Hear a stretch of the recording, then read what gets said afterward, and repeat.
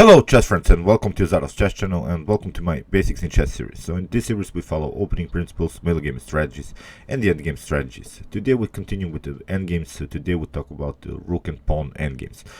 The rook and pawn endgame is really the most often endgame that you play probably in your own chess games, because when we play a middle game we are trading off the minor pieces, we are trading off the queens, and then the position gets simplified. We're playing basically with the rook, pawns and the king. While playing the rook and pawn endgame you should follow this basic principle that I've prepared for you. So first of all, you should play very actively with your king, because in the end game your king will not probably be vulnerable to your opponent's attacks. You won't probably get checkmated, so that's why you should play very active with your king, and the king is has the best activity in the center. So when you have the possibility, play on the king centralization, try to centralize the king as fast as you can, because as I said, maybe you can change some sides. You can go and attack your opponent's pawns on the queen side, then your opponent gets deflected by your king's activity, then he plays maybe passive with his rook or maybe with his king, and then you can change the direction and go maybe on the king side and attack other weaknesses. So while playing these endgames you should follow also this principle of two weaknesses. I've explained this principle of two weaknesses in one of my Basics in Chess videos, so you can also check it out.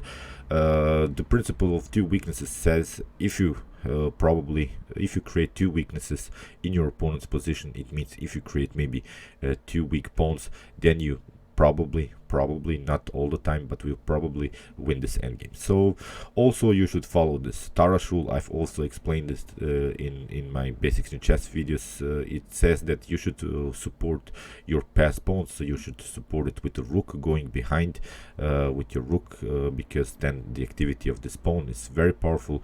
Place your rook behind your pawn, your pass pawn, but you should also place your rook behind your opponent's pawns, because if we see this position, if we manage to maybe get a rook here on b7, b8 or c8, then these pawns would be vulnerable to attacks. You see, if we have the possibility to go behind these pawns, this could be also very dangerous for your opponent. So creating pass pawns is also very important, because when we create pass pawn, then our opponent will get deflected.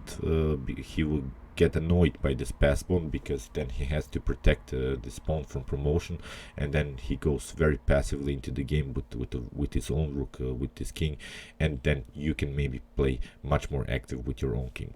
The rook's activity is, I think, the most important thing that you should follow in these principles, because this rook's activity is even much more important than just pawns, because you can imagine one position if you are maybe one pawn down, but if you have a huge rook activity, then you can go maybe on the 7th rank and try to grab all of his pawns, all of your opponent's pawns, because most of the times the pawns are of course in the 7th rank, and if you manage to do that, of course from White's perspective, on the 2nd rank, but if you manage to go on the 7th rank, then you should have a favorable endgame. So let's see now a couple examples. The first instructive game that I wanted to show you, it was played by Jozarov Capablanca against Savieli Tartakover, and you can pause the video and apply these principles. Try to find the best activity, try to find the best moves here.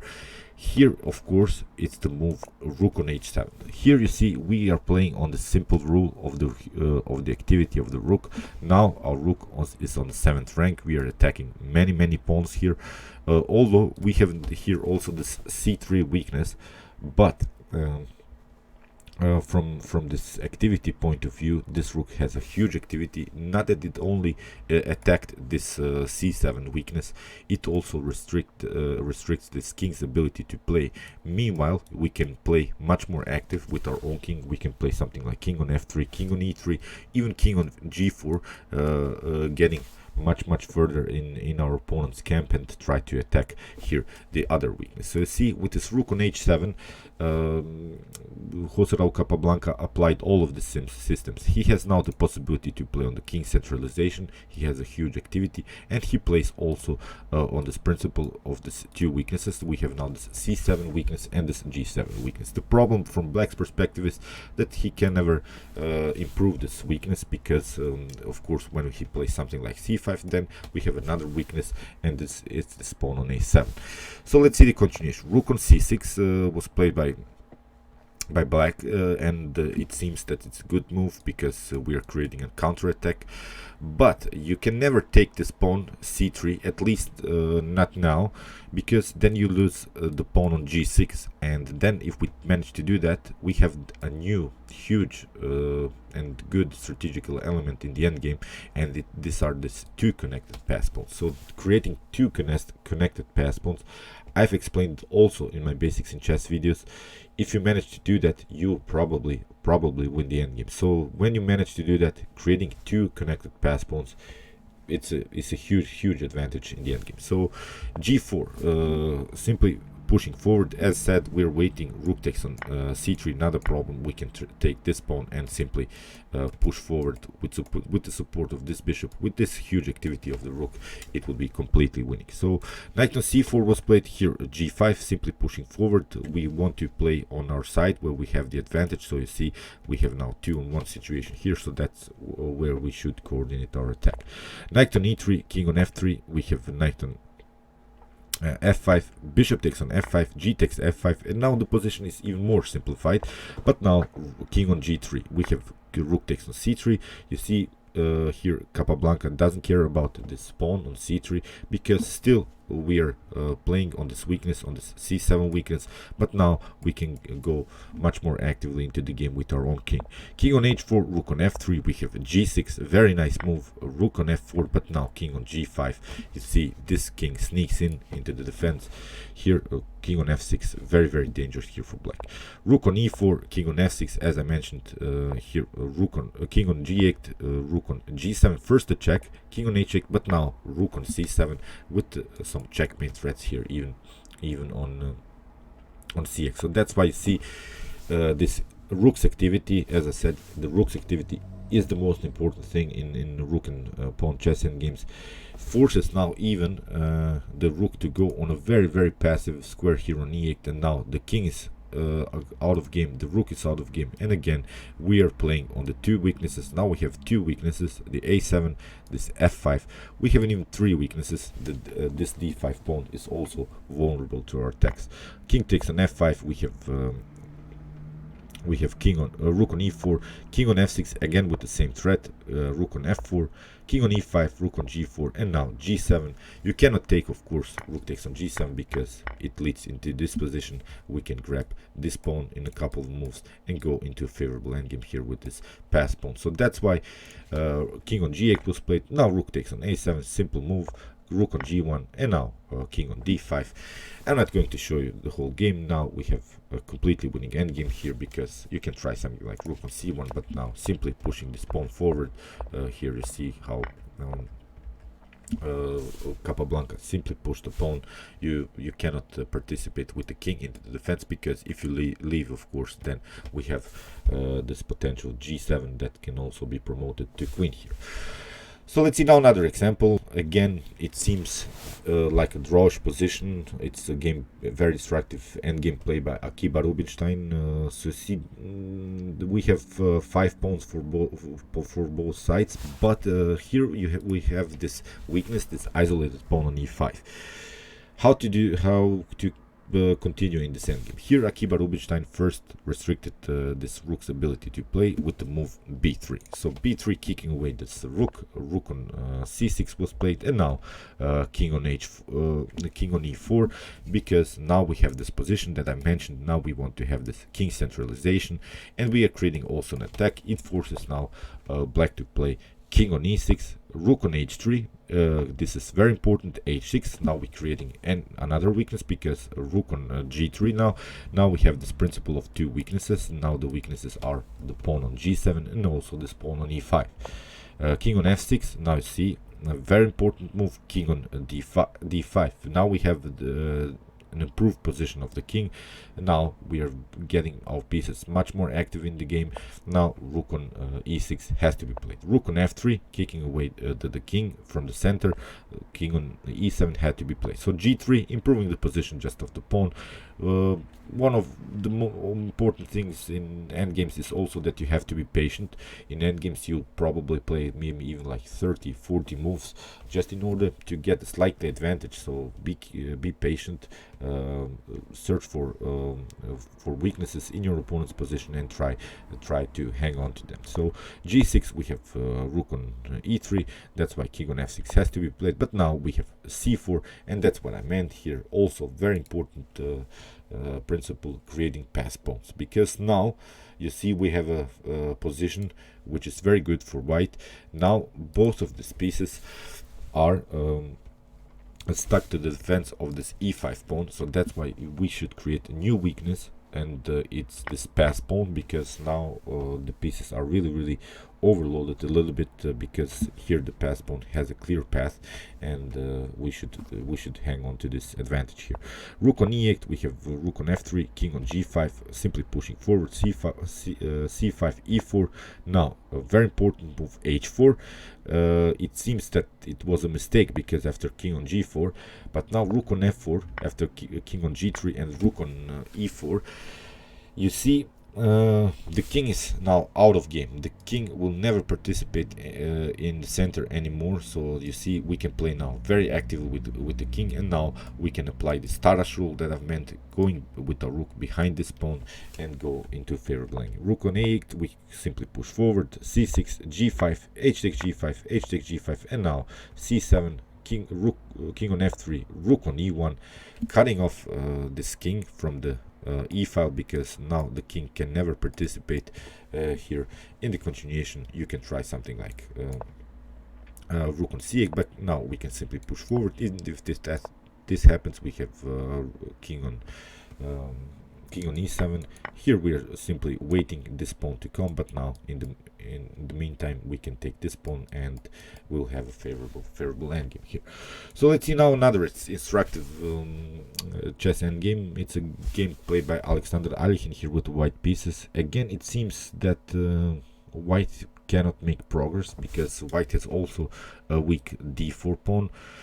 Black has this weak a7 pawn, but if you attack this pawn, then king on b7 is always a possibility.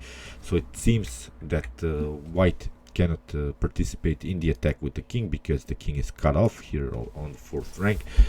But how to do that? How to win this endgame here? As said, we have to improve the rook's activity. We always remember about these things here: rook activity, king centralization, creating pass pawns, the Tarrasch rule, getting the rook behind the pawn, and creating pass pawns. These are the most important thing. As I said, also rook activity, rook activity, rook activity. So how to improve this rook activity? You can pause the video and try to find a plan how to improve here the rook activity. Here Alekhine played a very nice move. He played the move a4, a4 with the preparation to play a5, a6, and then fix the rook on the 7th rank. On the 7th rank the rook has the best activity, of course, so this is now our main strategical element. g5, we have a5, g4, h takes g4, f takes g4, now a6. This is very good. We have g takes f3, g takes f3, rook on h1, and now comes this move, rook on b7. Rook on e1, we have king on f4, rook on d1, attacking this pawn. King on e5, rook on e1, but now king on f5. Now after rook on d1 we simply take, rook takes on a1, but now after rook on d4 you see we have created a pass pawn, which is very good. The king is always now deflected to the defense of this potential promotion on a8.